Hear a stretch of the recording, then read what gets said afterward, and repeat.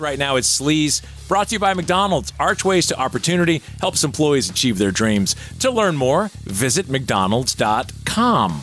I have to say, I love this list, the 2025 Rock and Roll Hall of Fame nominees. There's 14 of them and some 99X Love in here. Majority 99X Love. It's pretty dang wild. You got Bad Company, The Black Crowes, Mariah Carey, Chubby Checker, Joe Cocker, Billy Idol. Here we go. Joy Division, New Order. Wow. Cyndi Lauper, Manna, Oasis. What a year for Oasis, right? With the comeback tour. Outkast, Fish, Soundgarden, and the White Stripes. That's amazing. I mean, I know who I'm voting for. And how many will it come down to after that first round when they knock off the ones that don't? That's right. I forgot. I'll have to look into that. Yeah. I should know. Like half of them, right? Like half of that? Because Soundgarden, I think, was up last year. Some bands have been nominated year. A lot of people think it's too early for some artists and that they should wait, but I like that, we're keeping it somewhat contemporary. What a list. Manna, by the way, becomes the first Spanish language band nominated ever, which is kind of crazy if you think about it. Did you know this? You know that crash involving Vince Neil's plane where his girlfriend was on the plane and one person was killed?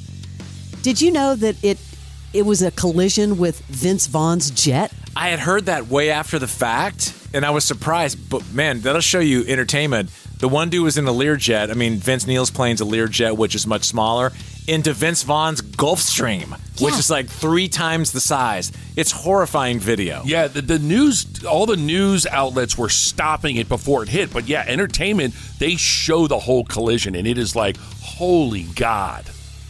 There wasn't an explosion or anything, No. but it was just very jarring. It was the pilot who died, right? Yeah. They say it's somebody in the flight deck, and they're assuming it's a pilot. Oh, man. How would you have liked to have been in New York City when it was announced that Paul McCartney was going to play the Bowery Ballroom? Now, that venue only fits like 575 people. I saw that. He did a little pop-up. People went crazy. Of course, he's part of the SNL 50 this weekend. So like what? Like 4 p.m. on Tuesday, they just said, hey, Paul McCartney's playing tonight. If you want to come Quick on. Pop-up. And the ticket sold out in 2 seconds, of course. That's cool. I would have loved to have been there.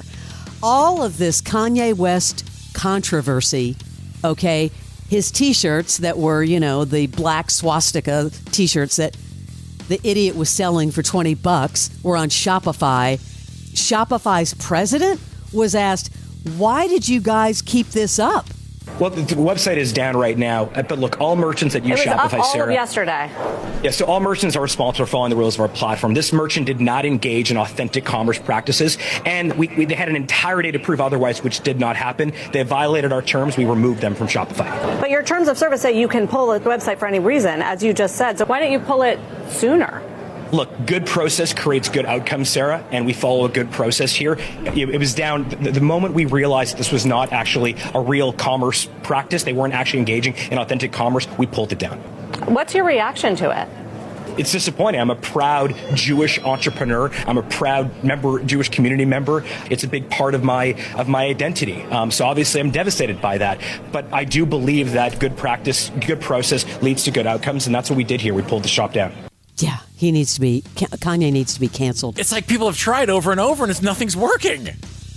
He keeps being an ass and they keep seeing it. He was dropped by his talent agent, of course, as he should have been. Yeah, it's so strange. Hey, the Super Bowl set a new record. Did you see that? Huge numbers. 128 million.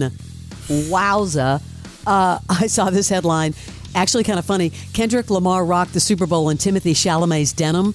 They have the same stylist. Oh. Yeah, and apparently those jeans were supposed to be for Timothy, but I guess Kendrick Lamar wore them. $1,300 Celine jeans. That's kind of funny. Now, a lot of people were like, were they boot cut? Were they bell bottoms? Well, Celine says they're flared surf jeans in a summer dazed wash.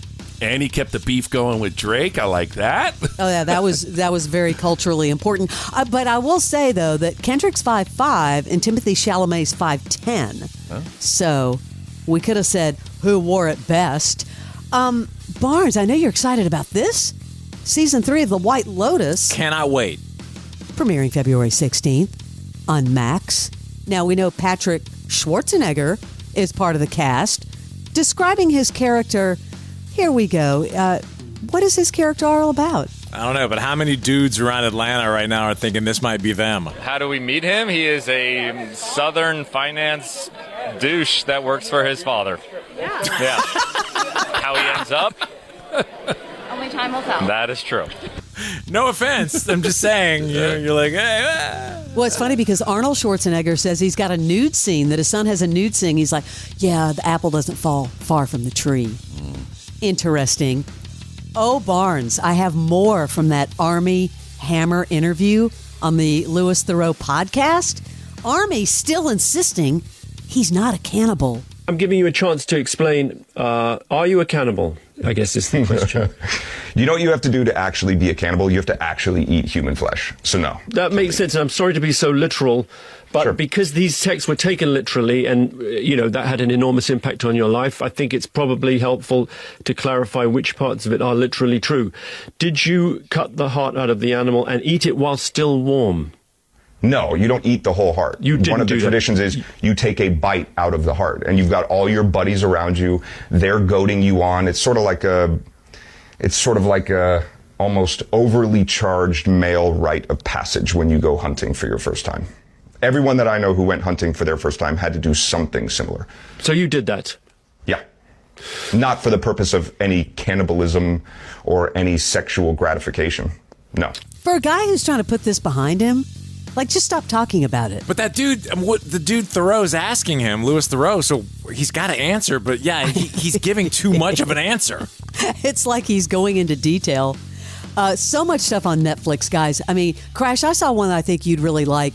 It's called Surviving Black Hawk Down. I just started it. Oh. It is fascinating.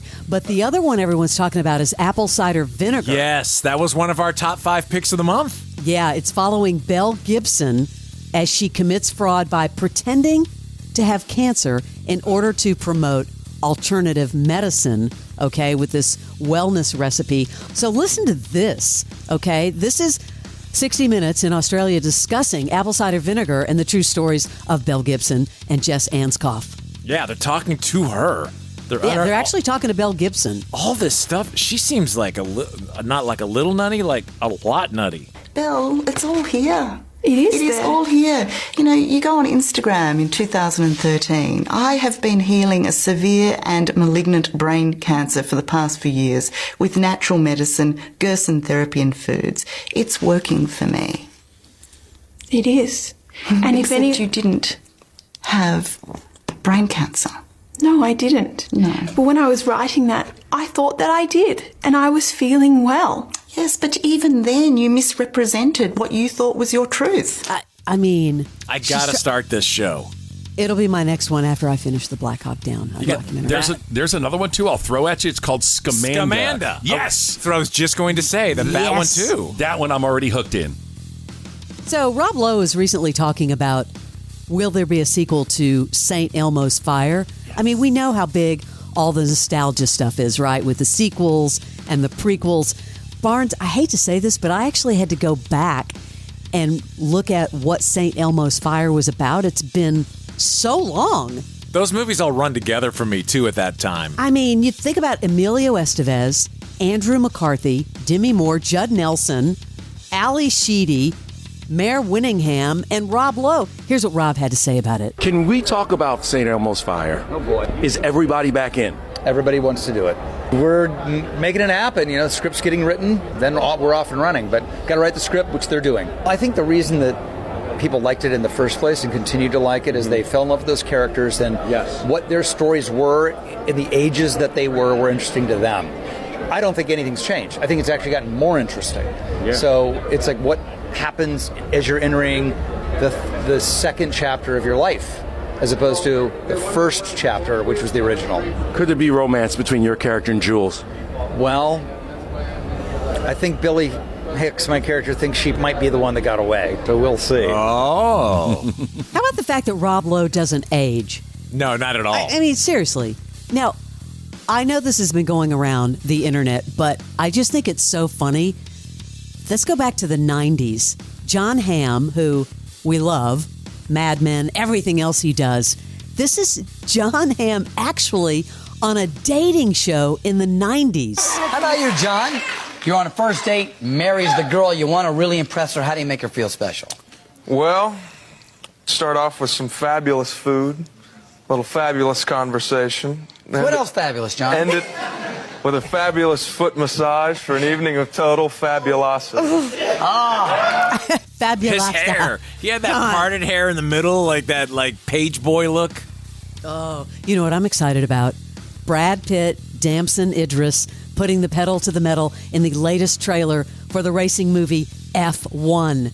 I really couldn't play the trailer because it's just the sound of an F1 car, right? But Brad Pitt plays Sonny Hayes, a former Formula One racer who was forced into early retirement until a team owner, played by Javier Bardem, asks him to return to the sport and help mentor a rookie driver, which is played by Damson Idris. Wasn't this like a year ago they had a trailer out? All of a sudden this is finally coming out? Yeah, they're playing another trailer, but guess what? It's hitting theaters soon. June 25th. It's an Apple film. I guess that writer's strike delayed everything, because I remember they were talking big about it, then it just went away. Big time, and now it's back. That's your celebrity sleaze. Wealth building expert Candy Valentino paves the path to success. I was a founder before I could legally order a drink. Now my goal is to help you. And I interview guest experts. David Anderson, I love what you said. I always say that you never learn in an echo chamber. It's how we connect those dots to help us achieve the things we want to. Tony Robbins, thank you so much for being here. Of course, everybody loses money investing. Make sure you win in the long term. How did you get rich? I had to sum it up. Just a lot of hard work. The Candy Valentino Show. Follow and listen on your favorite platform.